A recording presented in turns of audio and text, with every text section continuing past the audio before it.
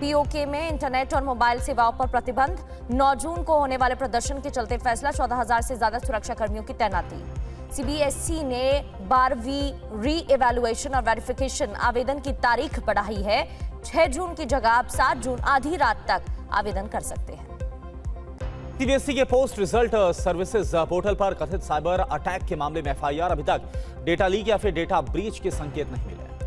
IIT Roorkee का ऐलान। 12वीं में सामान्य और ओबीसी कैटेगरी के 75% और एसटी/एससी के 65% अंक वाले छात्रों को चौथे चरण में प्रवेश मिलेगा। कोचिंग विवाद में खानसर के गार्ड प्रदीप कुमार और तालेबर सिंह के बयान पर केस दर्ज हुआ। खानसर के कहने पर ही चली थी 4 राउंड गोलियां। पटियाला में आईटीआई पास बेरोजगारों पर लाठीचार्ज। पावरकॉम मुख्यालय के बाहर कर रहे थे प्रोटेस्ट। दिल्ली में कॉकरोच जनता पार्टी ने प्रदर्शन का ऐलान किया। अभी तक कोई परमिशन नहीं। एहतियातन करीब 1000 सुरक्षा कर्मी तैनात किए गए। शिक्षा मंत्री धर्मेंद्र प्रधान के इस्तीफे की मांग। कॉकरोच जनता पार्टी के प्रदर्शन को देखते हुए जंतर मंतर पर बैरिकेडिंग। हौज रानी का flourish in guest house seal हुआ। मालवीय नगर अग्निकांड में 3 जून को 21 लोगों की झुलसकर मौत हुई। मालवीय नगर अग्निकांड के बाद अवैध निर्माण पर कार्रवाई जारी है। अभी तक 43 संपत्तियां सील हुई। 82 के खिलाफ कानूनी कार्रवाई। दिल्ली की महरौली डिवीजन में कल 10 इमारतें सील हुई है। एमसीडी ने सभी जोन में अभी तक 150 से ज्यादा निर्माण को जारी किया है नोटिस। अवैध निर्माण को लेकर दिल्ली सरकार ने हाई लेवल बैठक की है। जल्द आएगी दिल्ली बेड एंड ब्रेकफास्ट नीति 2026। पुरानी पॉलिसी वापस। गृह मंत्री आशीष सूद का बड़ा ऐलान। लापरवाही से हुई दुर्घटना के लिए दोषी अधिकारी जेल जाएंगे। सैलरी और संपत्ति से नुकसान की भरपाई की जाएगी। मैक्स अस्पताल का बयान। मालवीय नगर अग्निकांड में झुलसे अब भी 13 विदेशी मरीज समेत कुल 15 भर्ती हैं। वेंटिलेटर पर 6 मरीज। वैश्विक संकट के बावजूद देश की जीडीपी में उछाल। वित्त वर्ष 2026 की चौथी तिमाही में अर्थव्यवस्था में 7.8% की बढ़ोतरी। प्रधानमंत्री मोदी ने दमन दौर पर जीडीपी पर खुशी जताई और बयान दिया। कहा, हर भारतीय को गर्व का एहसास हुआ। ऐसा है देश के आर्थिक विकास की गति का मॉडल। मौजूदा जीडीपी रेट पर गृह मंत्री अमित शाह एक्स पर पोस्ट कर कहा, पीएम मोदी के दूरदर्शी आर्थिक सुधारों का नतीजा। केंद्र सरकार ने स्वामीनाथन को 2 साल के लिए फिर आरबीआई का डेप्यूटी गवर्नर नियुक्त किया है। 26 जून 2026 से नया कार्यकाल।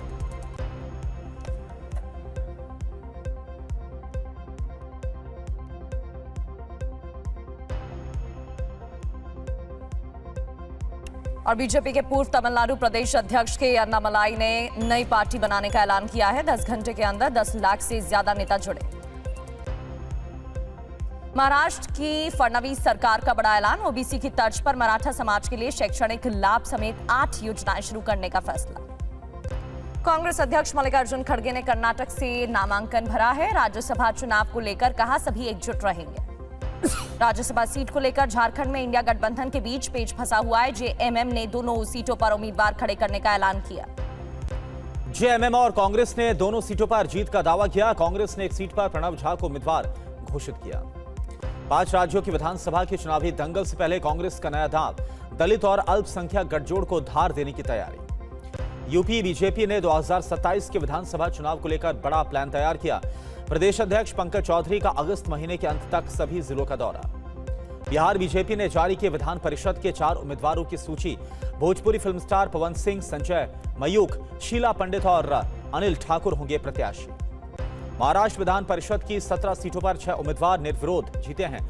बाकी 11 सीटों पर 18 जून को वोटिंग होनी है। टीएमसी प्रमुख ममता बनर्जी ने किया बड़ा फेरबदल। चंद्रिमा भट्टाचार्य को बनाया बंगाल अध्यक्ष। अभिषेक बनर्जी महासचिव के पद पर बरकरार।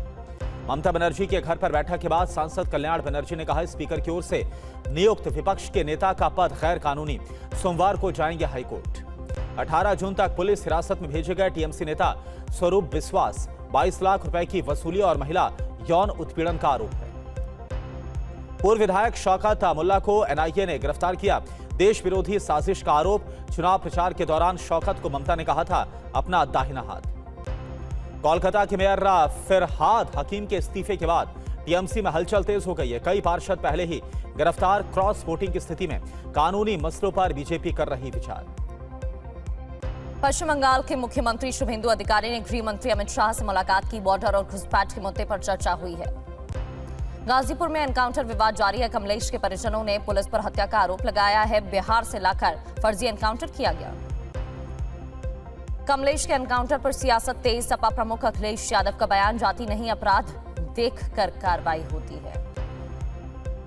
कमलेश एनकाउंटर मामले पर मंत्री संजय निषाद का बड़ा बयान, पुलिस न्यायालय को करने दे न्याय का काम, जांच को लेकर सीएम से बात करूंगा।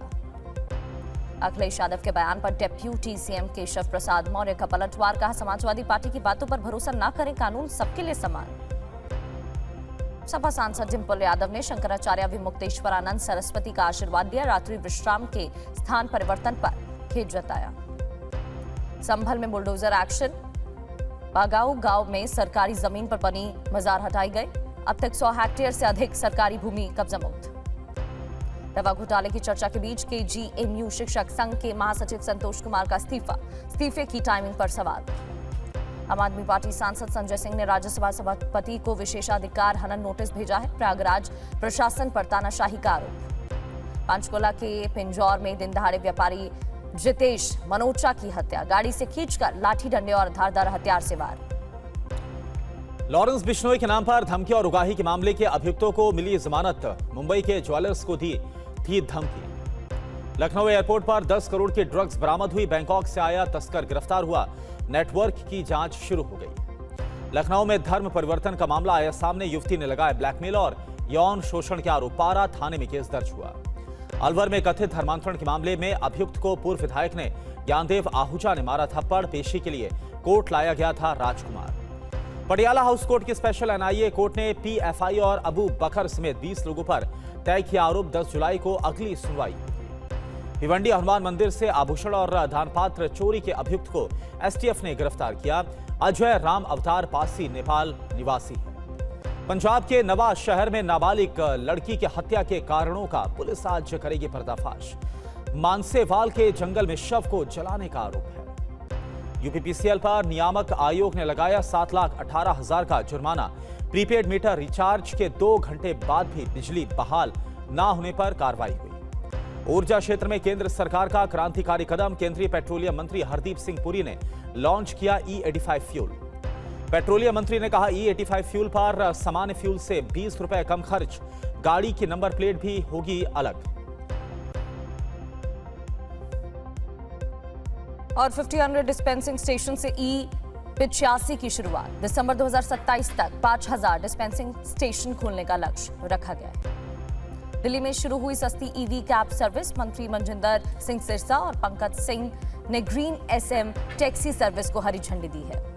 1 साल के भीतर दिल्ली एनसीआर में 1000 ईवी गाड़ियां चलाने का लक्ष्य। क्लीन मोबिलिटी इकोसिस्टम की मजबूती के साथ प्रदूषण भी कम होगा।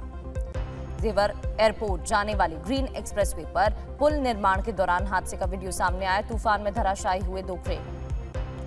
गिलगित बाल्टिस्तान में कल होने वाले विधानसभा चुनाव को लेकर भारत ने विरोध जताया है। कहा जम्मू कश्मीर और लद्दाख सहित गिलगित बाल्टिस्तान का पूरा क्षेत्र भारत का हिस्सा। सेना ने 6 दिन बाद ढूंढ निकाला पहलगाम के लिदर दरिया से मोहम्मद अशरफ का शव। बेटे को बचाते समय खुद दरिया में बहे थे अशरफ। उलन बाटोर ओपन रैंकिंग सीरीज में भारतीय पहलवानों ने धाक जमाई है। मनीषा और नेहा के स्वर्ण पदक के साथ भारतीय दल ने कुल 6 पदक जीते। कांगड़ा सहित हिमाचल के कई हिस्सों में भूकंप के झटके। तीव्रता 5.0 मापी गई है। भूकंप का केंद्र धर्मशाला में करीब 5 किलोमीटर नीचे। हिमाचल प्रदेश में 11 जून तक बारिश का अलर्ट जारी। कांगड़ा, जोध, पालमपुर और कुफरी में 2 दिनों में बारिश जारी। शिमला में ओलावृष्टि।